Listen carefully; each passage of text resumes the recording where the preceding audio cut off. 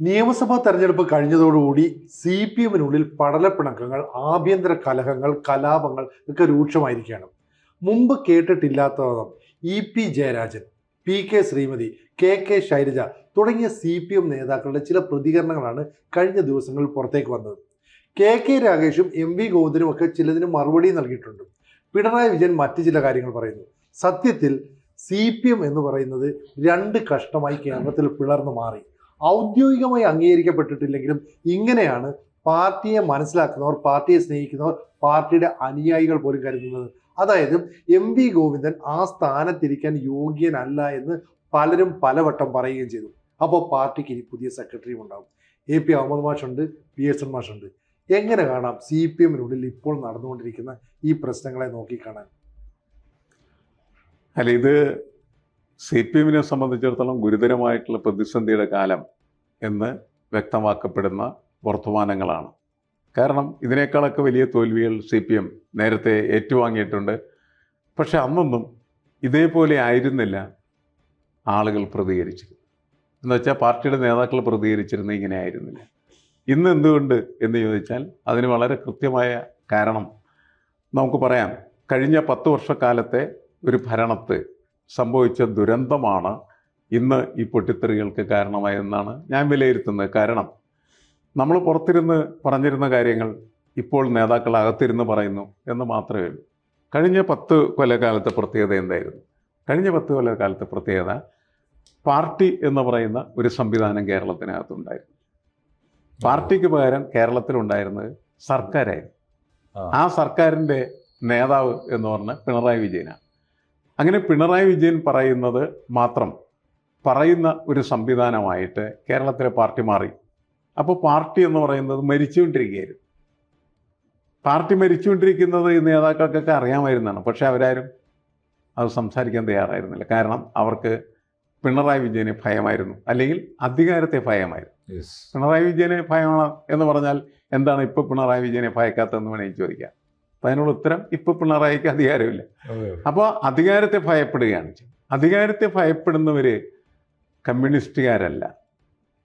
C P എമ്മിൻ്റെ നേതാക്കൾ കമ്മ്യൂണിസ്റ്റുകാരല്ലാത്തതിൻ്റെ ഫലമായിട്ട്, അല്ലെങ്കിൽ കഴിഞ്ഞ 10 വർഷക്കാലമായിട്ട് കമ്മ്യൂണിസ്റ്റുകാരല്ലാത്തതായിരുന്നു എന്നതുകൊണ്ടാണ് അവർ അധികാരത്തെ ഭയപ്പെടുകയും അവർ പറയേണ്ട അഭിപ്രായങ്ങൾ ഘടകങ്ങളിൽ പോലും പറയാണ്ടിരുന്നത്. പുറത്ത് പറയണം എന്നുള്ളതല്ല, അകത്ത് പറയണം. അകത്തവർ പറഞ്ഞിരുന്നില്ല. ഇപ്പോൾ അവരെന്ത് ചെയ്യുന്നു? പുറത്ത് പറയുന്നു. പിന്നെ കൃത്യമായ കാരണമാണ്. അകത്ത് പറഞ്ഞിട്ട് കാര്യമില്ല എന്ന് തോന്നുമ്പോഴാണ് പുറത്ത് പറയുന്നത്. പല വിമത ശബ്ദങ്ങളും നേരത്തെ നമ്മൾ കേട്ടിട്ടുള്ളത് അങ്ങനെ തന്നെയാണ്. ഇപ്പോൾ പക്ഷേ അത് വളരെ ശക്തമായിട്ടുള്ള ഒരു ഇത് പ്രതിഫലിക്കുന്ന കാഴ്ചയാണ് കാണുന്നത്. കേന്ദ്ര കമ്മിറ്റി അംഗങ്ങളാണ് പറയുന്നത്. കേന്ദ്ര കമ്മിറ്റി അംഗങ്ങൾ പറയുന്ന ഈ പോളിറ്റ് ബ്യൂറോ അംഗമായ പിണറായി വിജയൻ ചെയ്യുന്ന കാര്യങ്ങളൊന്നും ശരിയല്ല എന്നവർ പറയുകയാണ്. അതിനവർ എടുത്ത വിഷയം എന്ന് പറയുന്നത് വിഴിഞ്ഞമാണ് എന്ന് മാത്രമേ ഉള്ളൂ. വിഴിഞ്ഞമല്ല, എന്ത് തേങ്ങാക്കുല കിട്ടിയാലും അവരെന്ത് ചെയ്യും?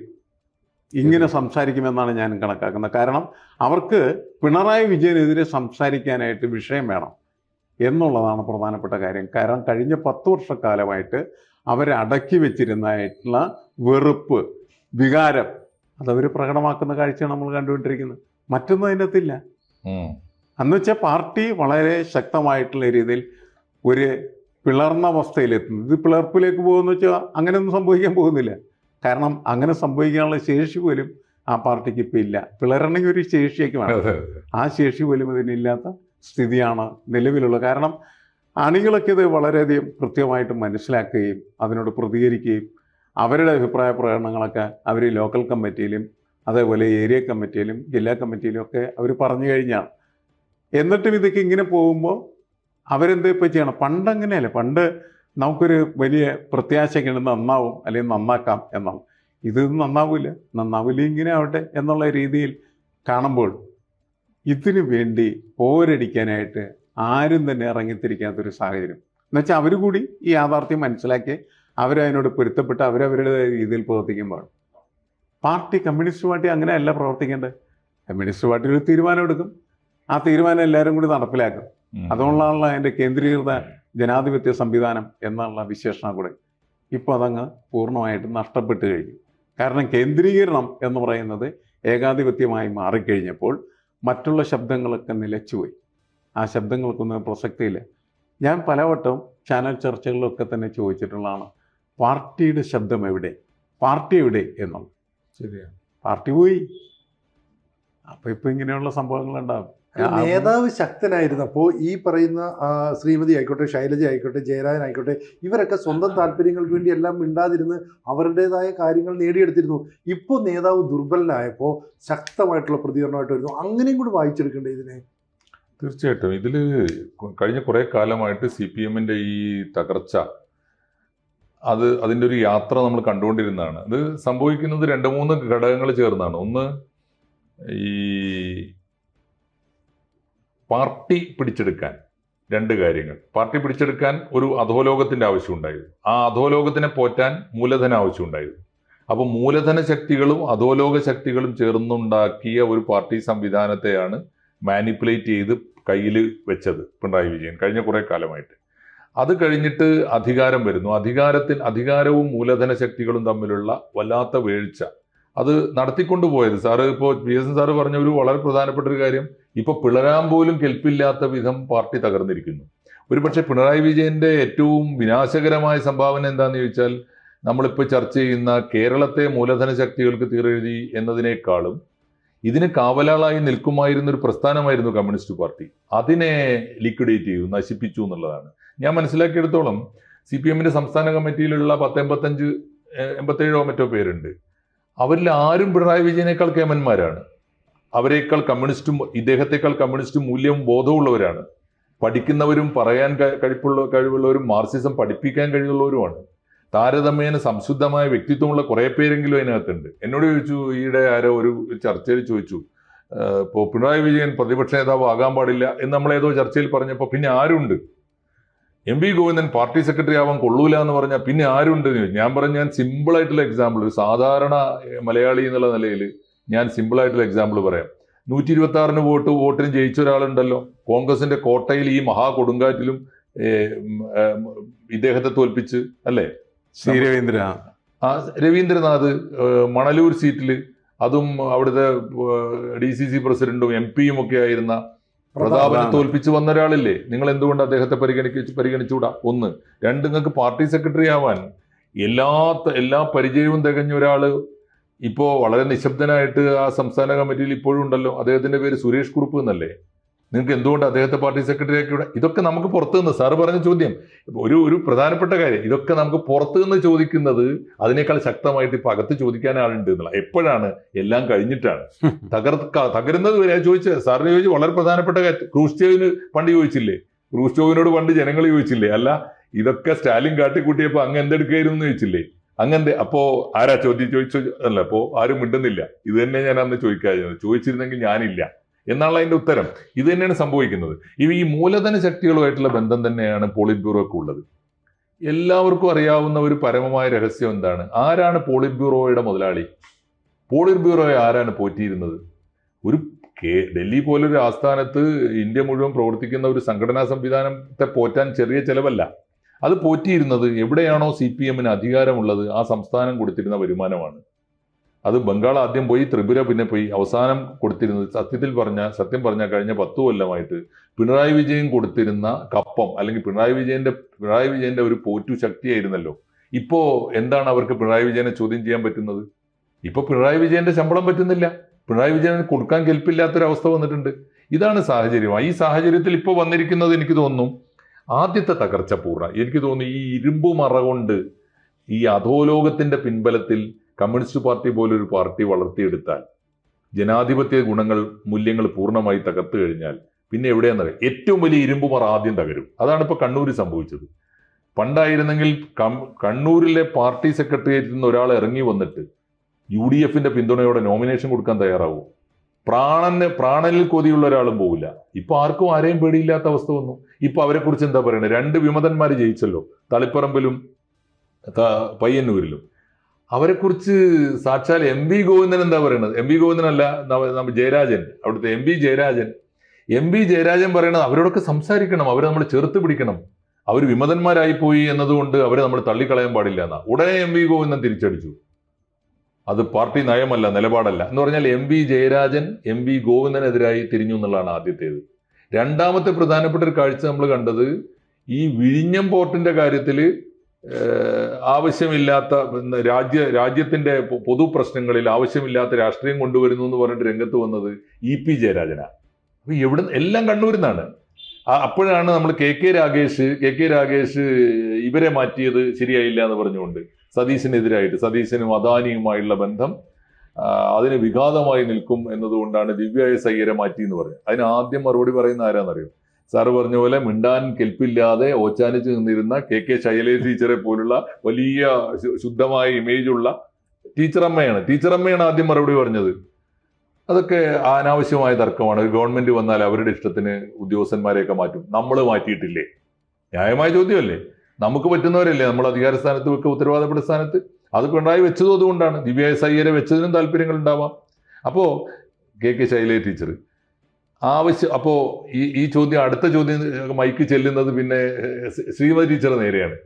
കെ രാഗേഷ് ഇങ്ങനെ പ്രസ്താവന നടത്തിയതിന് ശൈലജ ടീച്ചർ ഇങ്ങനെ പറഞ്ഞല്ലോ, അത് രാഗേഷിനോട് പോയി ചോദിക്കുക, അവൻ ആവശ്യമില്ലാത്ത പ്രസ്താവന എന്തിനാ നടത്തിയതെന്ന്.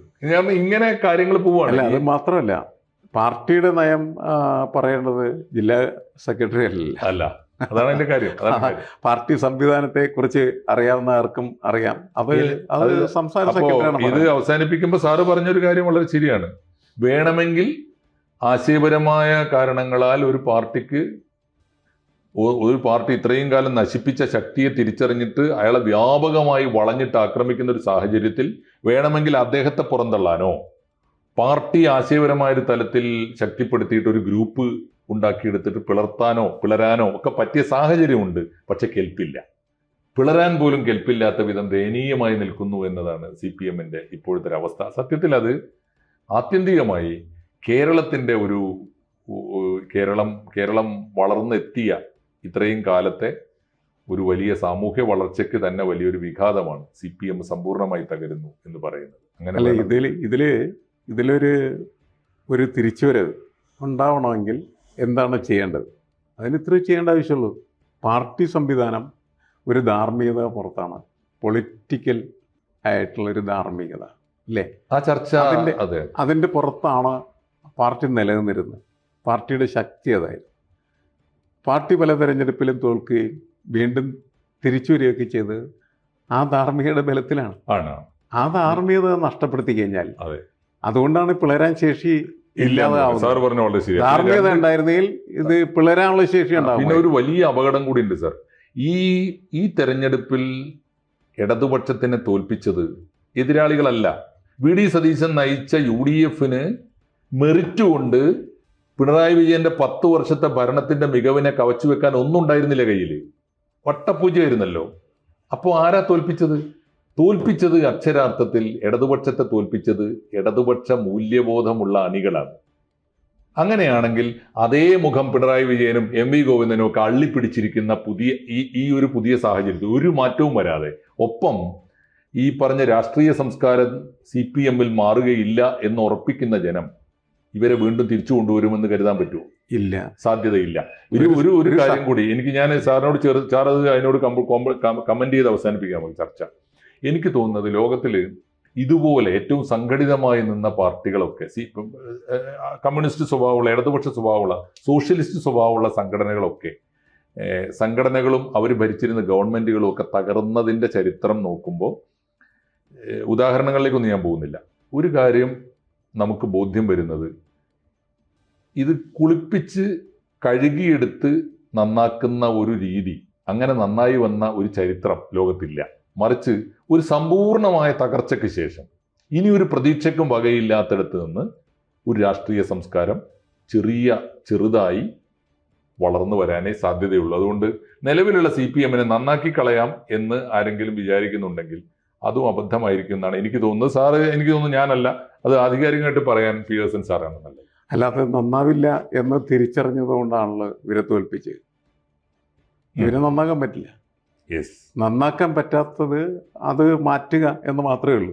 അതെ, മാറ്റിമറി. ഇപ്പോൾ നോക്കൂ, ബംഗാളിലെ ആ ഒരു പ്രത്യേക കാലഘട്ടത്തിൽ ഉണ്ടായിരുന്ന നേതൃത്വം മുഴുവനായി പോയതിന് ശേഷം അവർ പതുക്കെ എന്ത് ചെയ്യുന്നുണ്ട്, തിരിച്ചുവരവിൻ്റെ പാതയിൽ ഉണ്ട്. അങ്ങനെ പറ്റുള്ളൂ. ഇവരൊക്കെ മാറ്റണം. ഇവരൊന്നും ഇനി കൊള്ളുകയില്ല. കാരണം ഇവരൊക്കെ ചീത്തയായി കഴിഞ്ഞു. ഇവരെ നന്നാക്കിയെടുക്കാനൊന്നും പറ്റില്ല. ഞാൻ ഈ കഴിഞ്ഞ ദിവസം എറണാകുളം ജില്ലാ DYFIയുടെ സമ്മേളനത്തിൻ്റെ ഘോഷയാത്രയാണ്. എത്രയോ ചെറുപ്പക്കാരാണ് അതിനകത്തുള്ളത്. എന്തൊരു വലിയ ഒരു ജനകീയ മുഖം അതിനുണ്ട്. അത് നന്നാക്കാനായിട്ട് നേതൃത്വം രക്ഷപ്പെടില്ല. അത് നന്നാക്കാനുള്ള നേതൃത്വം ഇല്ലെങ്കിൽ ഒരിക്കലും രക്ഷപ്പെടില്ല. നേതൃത്വം നന്നാവുക എന്ന് പറയുന്നത് പഴയ കാലത്ത് നേതാക്കൾ ഇതിനകത്തൊക്കെ കടന്നു വരുന്ന സമയത്ത് അവർ ജനങ്ങളുടെ പ്രശ്നങ്ങൾ ഏറ്റെടുക്കാൻ കഴിയുന്ന ഗുഡ് വിൽ അംബാസഡേഴ്സായി. അവരവരുടെ വ്യക്തിപരമായിട്ടുള്ള സാമ്രാജ്യം സൃഷ്ടിക്കാൻ വേണ്ടിയിട്ടല്ല വന്നിരുന്നത്. അങ്ങനെയുള്ള ആളുകളുണ്ടെങ്കിൽ മാത്രമാണ് കമ്മ്യൂണിസ്റ്റ് പാർട്ടികൾക്ക് മുന്നോട്ട് പോകാൻ കഴിയുള്ളൂ. മറ്റ് പാർട്ടികൾക്ക് അതിൻ്റെ ആവശ്യമില്ല എന്നുള്ളതാണ്. കമ്മ്യൂണിസ്റ്റ് പാർട്ടി ഇങ്ങനെ ഒരു കറക്റ്റീവ് ഫോഴ്സായിട്ട് സമൂഹത്തിൽ പ്രവർത്തിക്കുന്ന സംവിധാനമാണെങ്കിൽ അതിന് അങ്ങനത്തെ നേതാക്കൾ ആവശ്യമാണ്.